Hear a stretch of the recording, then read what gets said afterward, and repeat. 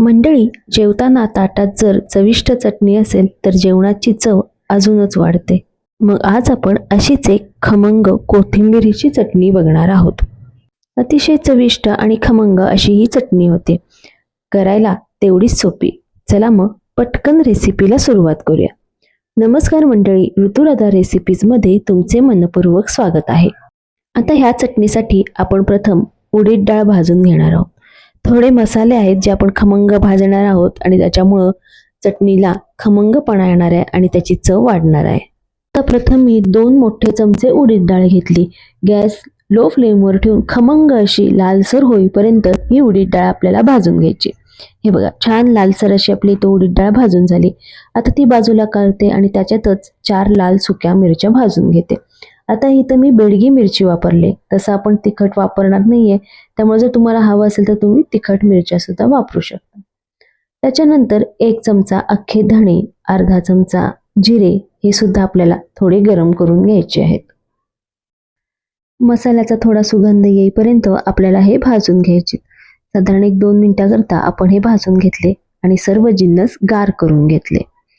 आता उडीद डाळ, धणे, जिरे आणि लाल सुकी मिरची हे प्रथम आपण मिक्सरमधनं बारीक करून घेऊ.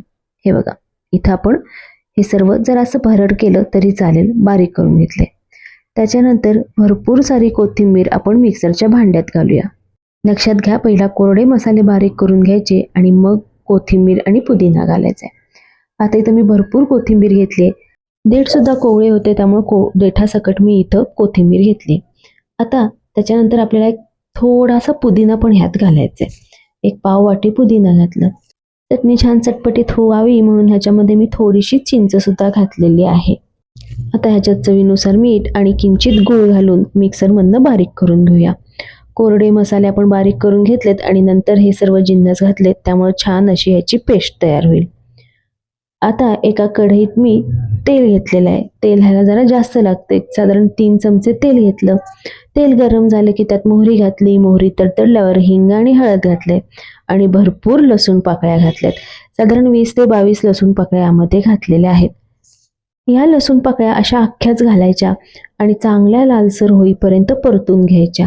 ह्याच्यामुळंच चटणीला छान चव येणार आहे आणि चटणी खाताना हा अख्खा लसूण पाकळी दाताखाली आली की छान लागते.